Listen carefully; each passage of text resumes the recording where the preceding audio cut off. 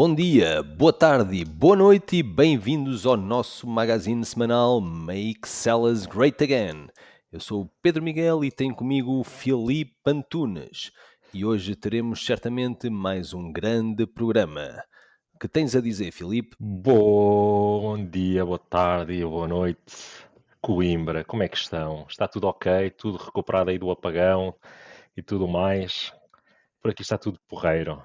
Eu queria, antes de mais nada, referir aqui um upgrade técnico, que é o som aqui do Pedro Miguel, portanto, o meu som. Já estou a falar na terceira pessoa, à futebolista. Está bem mais profissional.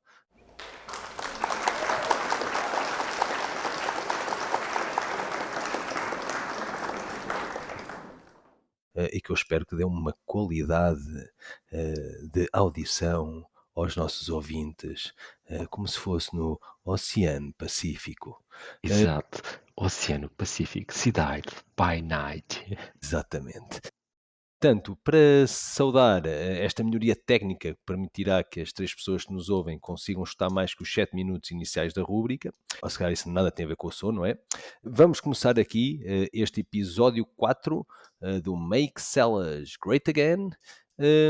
Visto que está a chegar o verão, estamos quase no período estival, na verdade falta um mês, mas maio é já um mês de bastante sol, de bom tempo, um tempo ameno, que nos leva a sair, a ir às esplanadas e, acima de tudo, às praias, a tentar apanhar um bocadinho de sol, beber uma cerveja, comer uns termossos e passar um bom tempo com família e amigos. Nesse sentido, escolhemos aqui duas praias, neste caso duas praias fluviais aqui da região, aqui de Coimbra, e tentar descobrir de entre as duas qual será a melhor, se realmente há alguma que será melhor que a outra, e tentar descobrir aquela que tem mais afeição para as pessoas da cidade. E, portanto, as duas praias escolhidas são as únicas duas que existem, pelo menos nas proximidades. Foi A fácil. primeira foi fácil, portanto, uma escolha fácil. A primeira, a do Rebolim, portanto, a mais recente, ali junto à Portela, e a outra de Palheiros e Zorro, que de agora em diante será apelidada somente de Zorro, para a facilidade aqui na nossa discussão. E então, o que te apraz dizer entre as duas praias? Olha, deixa-me dizer já que está aqui um grau de profissionalismo bastante grande, não só pelo setup que referiste anteriormente, mas também porque nós, no episódio anterior, mencionámos a Figueira da Foz como essa referência balnear e agora estamos aqui a olhar um pouco mais para aquilo que são as praias fluviais aqui de Coimbra. Em relação ao Zorro, eu já tive a oportunidade de lá ir, aquele tem um café bastante porreiro. Pai, tenho aqui uma sugestão. Eu acho que o café do Zorro devia se chamar Tornado, porque o cavalo do Zorro chama-se Tornado. Eu acho que era uma ideia. Pronto, eles se quisessem podiam pegar isto. Não há qualquer tipo de direitos de autor. Esta é de graça, se quiserem. Em relação ao Rebolim, dá-me a ideia que é então aqui a praia chique de Coimbra, pela zona onde está localizada, mas ao mesmo tempo, ironicamente, dá-me a sensação que é aquela praia onde a malta vai passear o cão. Eu não sei se tens essa sensação É, também, ou se é, sou eu. é um bocado isso, verdadeiramente, porque a Praia do Rebolim, como tu disseste e bem, está ali junto à Portela, portanto, epá, uma zona chique suburbana, chamemos-lhe assim, já que faz quase ali paredes meias com ceira, portanto, epá, fica ali um bocado ambíguo, mas realmente uma zona abastada da cidade, mas ao mesmo tempo, a sua envergadura, as poucas, quer dizer, tem um barzito, não tem assim muitas facilities, não é? Como se diz em Sim, inglês. mesmo o estacionamento é um bocado fraco, acho eu, assim, do que eu me recordo é assim muito simplista, depois aquilo é tipo tudo em pedra, aquelas pedras mais pequenas. É, Eu tenho uma recordação, por acaso, do Rebolim, de ter estado lá, não sei, há uns anos, e para além de haver pessoas então a passear os cães, havia também uns rapazes a nadarem tipo rio acima, pois é que eu percebi que eles estavam a treinar para essas provas tipo triatlos e afins, pronto. Não deixa de ser interessante dar ali um bocado de uso então também ao rio nesse sentido. Eu creio que o Rebolim, nós podíamos ir por aí, podia ser a Praia dos Betos, pá, se bem que os Betos eu acho que não vão a praias fluviais. Ao mesmo tempo, o Zorro, sendo mais dos arrabaldes, digamos assim, não é? Devido à distância, pá, mas tem caracóis, que na verdade é o petisco predileto das camadas sociais mais abastadas, não é? Isso faz toda a diferença, sim. Tem caracóis, tem bar, a parte onde se pode nadar, chamemos-lhe assim, portanto, aquele espelho de água é muito maior. Eu penso que tem o campo ainda de vôlei, tem um espaço muito maior para pormos as coisas, portanto, para muito mais gente, e portanto podemos dizer que o Zorro nisso, epá, dá 20-0 ao Rebolim. Agora, o Rebolim tem essa facilidade de estar aqui mesmo às portas da cidade, estar aqui mesmo próximo, e se calhar, direi eu, posso estar a falar erradamente, poderá ser a preferida dos conimbricenses. Não sei, nos dirão certamente nos comentários. Sim, olha, é um ponto interessante. Gostávamos de ter então aí o vosso feedback aqui para este battle de praias urbanas. Quem é que vence? É então o Zorro e o Tornado, como seu bar de apoio, ou o Rebolim? Fica aqui a dica então. Nós vamos agora passar então para o segundo tema deste quarto episódio, que nada tem a ver com as praias fluviais nem com o verão, mas sim estando nós já próximos da final da Liga dos Campeões, que vai opor o Inter de Milão com o Paris Saint-Germain, no dia 31 de maio. Lembrámos-nos aqui de uma efeméride bastante interessante e pouco conhecida na cidade, e aliás, em termos nacionais também, muito, muito pouco relatada e falada, e que a maioria das pessoas não saberão, de quem foi o primeiro jogador a transferir-se do campeonato português para o italiano. E é por aqui que vamos pegar, pois foi nada mais, nada menos do que Jorge Humberto, que este nome se calhar não vos dirá nada, dito assim, mas era jogador da Académica de Coimbra. Exatamente, da Académica de Coimbra. Portanto, em 1961, salta diretamente da Académica para o Inter de Milão, este Jorge Humberto, na altura um estudante do quinto ano de Medicina, a viver ali numa espécie de república, numa casa com outros estudantes, certamente todos envolvidos também na academia e nas lides académicas, e depois recebe o convite, através do mítico treinador Helénio Herrera. Epá, para quem está menos inserido e menos à vontade nestas lides do futebol, Helénio Herrera é nada mais nada menos do que o criador da posição do livro. Portanto, antes de Helénio Herrera não existia a posição de livro, que é ele que cria, e que já tinha treinado o Belenenses e terá visto as exibições do Jorge Humberto no Calhabé e, como tal, contratou na altura para o Inter de Milão. Helénio Herrera é, antes de mais nada também, uma das grandes lendas do Inter de Milão enquanto treinador, pois foi nesta década de 60, com o seu trabalho, que o clube atingiu o seu apogeu com a conquista de 3 campeonatos e 2 taças dos campeões europeus. E, portanto, este treinador olheiro decide que Jorge Humberto tem a qualidade suficiente para fazer parte deste super Inter de Milão. E não fica por aqui, porque o Jorge Humberto, apesar de apenas ficar uma época no Inter, acaba por ser bastante profícua, porque consegue em 7 jogos marcar 5 golos. Pronto, ele faz apenas 7 jogos, mas marca 5 golos, e os 5 golos na Taça das Cidades com Feira, que mais tarde seria a Taça UEFA, onde inclusive marcou um hat-trick contra o Colónia da Alemanha. Filipe, não sei se te Isto, apraz dizer alguma coisa acerca disto, porque eu acho esta história incrível. pá, olha, eu como grande apreciador de futebol, devo dizer, adorei esta história, principalmente sendo aqui de Coimbra. Primeira nota, epá, claro que tinham de ser os italianos a arranjar uma posição atrás do defesa, ou seja, os italianos já defendem com tudo. Tiveram de Com- arranjar um defesa dos defesas, epá, não deixa de ser irónico. Eu tive Completamente, então a o investigar então, Catenaccio. exato, um pouco sobre esta história. Então, este senhor, nascido em Cabo Verde, atenção, ele chegou a ser internacional, não foi a seleção principal, foi a secundária.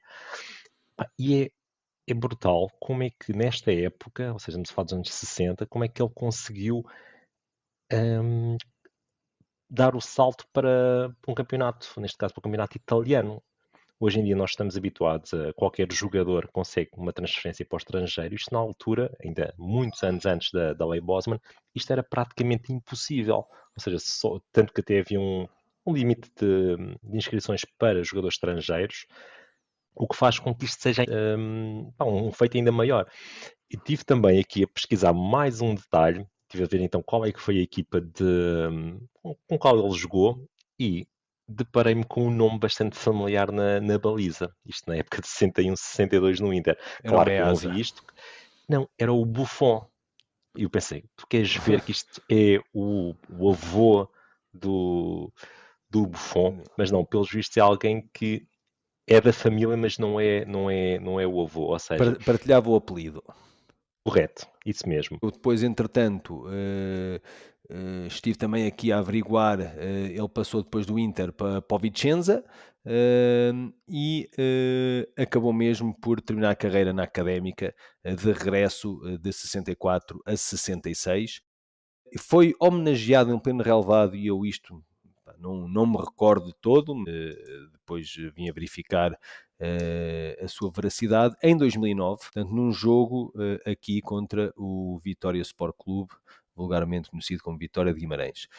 Contará atualmente com 87 anos e, segundo consta, vive em Macau, penso que é médico pediatra, ou foi médico em pediatra, porque não acredito que o seja com 87 anos. É assim, é de louvar que a primeira presença de um jogador lusitano no tão prestigiado campeonato italiano tenha sido de um academista e logo numa das grandes equipas dessa década e, por que não, das subsequentes e, inclusive, da atual, onde vai disputar a final da Liga dos Campeões. Pronto, achámos os dois, não é? Esta história absolutamente maravilhosa. E não podíamos deixar de a referir aqui.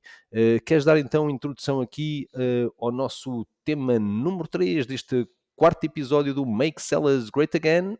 Sim, olhando também aqui para a época do ano em que estamos, há aqui outro evento que salta à vista, não é mais nem menos do que a queima das fitas. Esta cidade basicamente para devido à queima das fitas e nós os dois estivemos aqui a discutir um pouco sobre o cartaz e fizemos até alguma pesquisa. Tu queres partilhar aí a pesquisa que fizeste? Eu já parti também os meus inputs.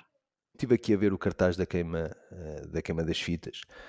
Eu não percebo nada disto, não é? Nós já não percebemos nada disto, Somos porque muito velhos.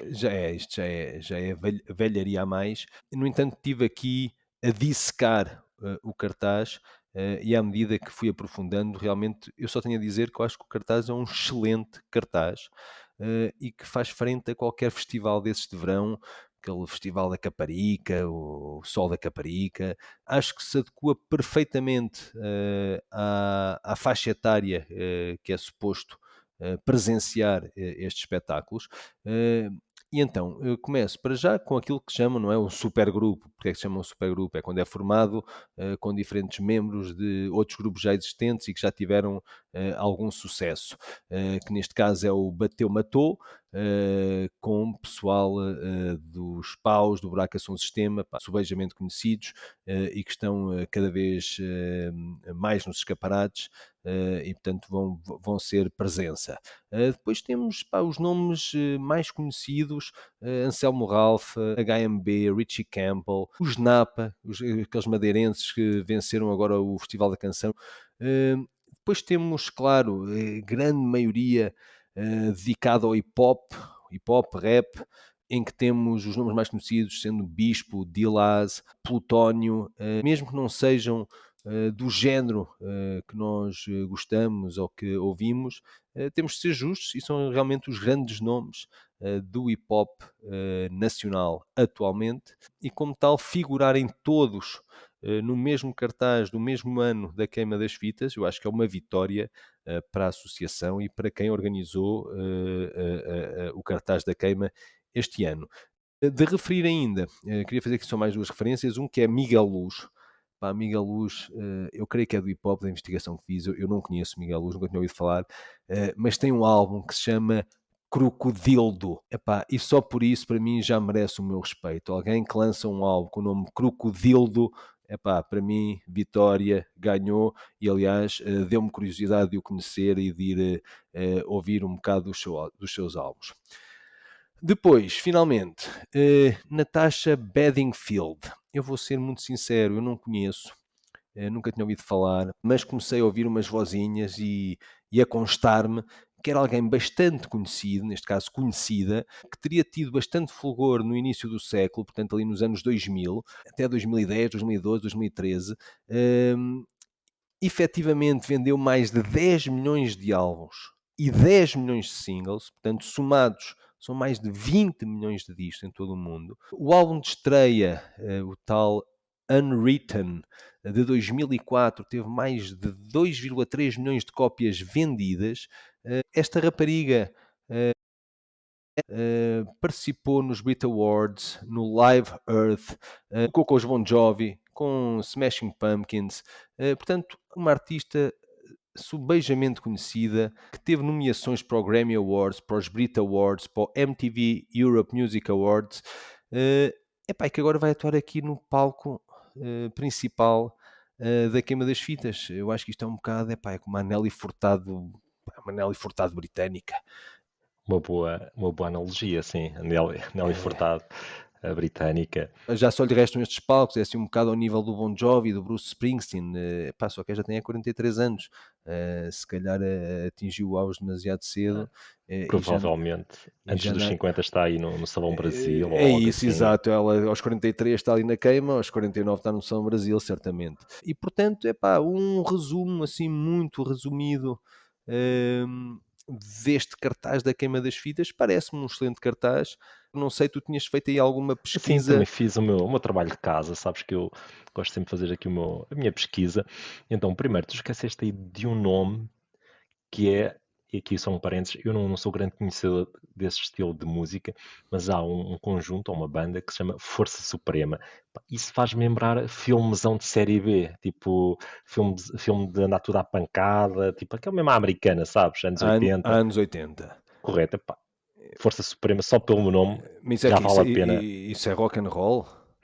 Não sei, pá, Não eu diria fazia que é ideia, não é? hip-hop, não conheço. Depois estive a ver o cartaz com mais atenção e, claro, temos Kim Barreiros, penso que é obrigatório. Eu acho que haver queima sem Kim Barreiros já não é possível. É aquela associação que vai ser muito difícil de quebrar. E depois encontrei lá algo que me alegrou bastante, que foi Enapá 2000. Epá, e com grande alegria que vejo Enapá 2000 na queima. Acho que é de louvar, sinceramente. Olhando para o resto do cartaz, acho que até assenta bem, porque penso que é na noite do antigo estudante, uma coisa assim. Pois O que é na noite dos antigos estudantes, exatamente, com Expensive Soul e João Pedro Paes. Eu acho que acertaram em cheio na escolha para essa noite. estive a fazer alguma pesquisa, como estava a dizer, e fui ver cartazes antigos da queima das fitas. E dei aqui com dois nomes que gostava de partilhar. Um em 2017, Kaiser Chiefs, ou seja, isto é uma banda que é grande referência no Reino Unido. E depois outra banda que eu diria que deve ter assentado que nem uma luva neste ambiente, que se chama Gogo Bordel, em 2013. Eu não Imagino. sei se tu tens algum concerto que te lembres ou que queiras aqui partilhar também, Eu, que tenha sido mítico. há um para mim que é aquele que eu me recordo melhor do meu início da adolescência, que foi Clawfinger, que já não sei precisar exatamente em que data foi. E outro que foi Young Gods, que também cá estiveram mais ou menos pela mesma altura, que são dois concertos que eu recordo. Então o de Clawfinger recordo-me mesmo perfeitamente do palco, de estar em que parte é que estava do público, em que zona é que foi, ainda foi do outro lado do rio, na altura quando se chamava As Noites do Parque, e portanto recordo-me perfeitamente. Se tivesse de escolher algum, seria esse dos Clawfinger. Okay. Olha, eu aproveito então aqui a deixa para lançar o reto para os nossos ouvintes, para partilharem então connosco qual é que foi o concerto mais brutal que vocês viram na queima das fitas. Estejam à vontade para partilhar connosco via Instagram ou mesmo pelos comentários do Spotify.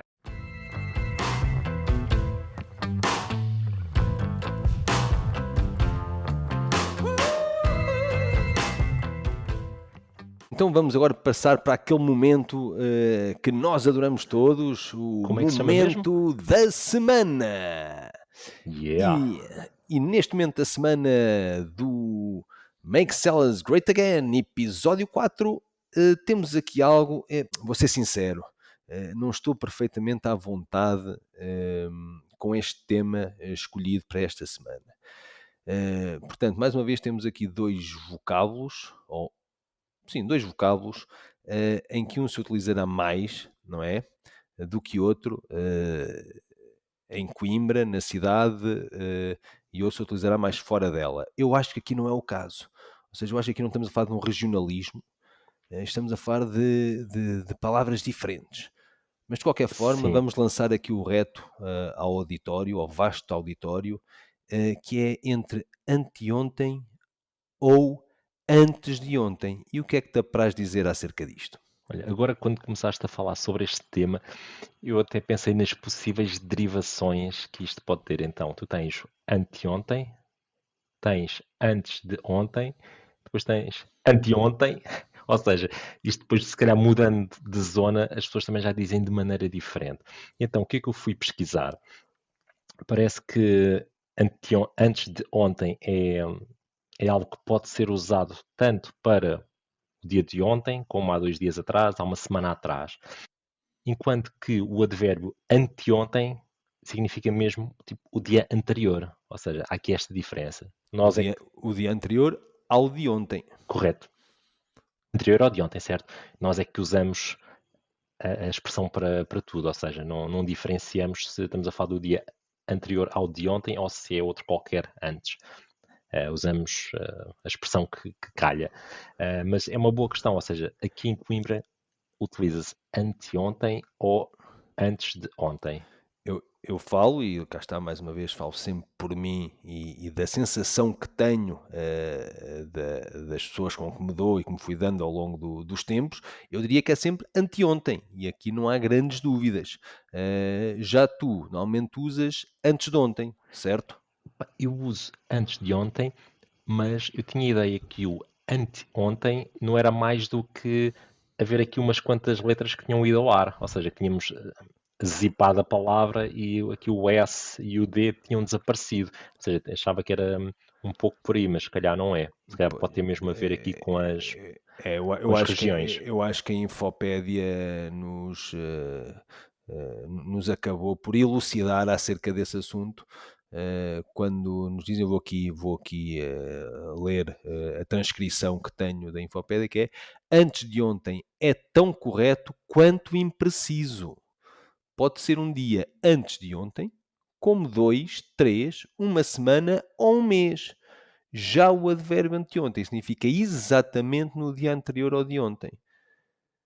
E eu acho que assim temos a prova da diferença entre as duas expressões. Sim, temos aqui então a explicação para a diferenciação. Não há aqui nenhuma alusão ao regionalismo, à questão das regiões, mas diferencia então aqui o que é anteontem e o que é antes de ontem.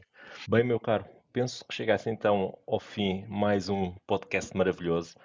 Adorei fazer este podcast contigo. Penso que do meu lado podemos fechar aqui a sessão. O que é que tu dizes?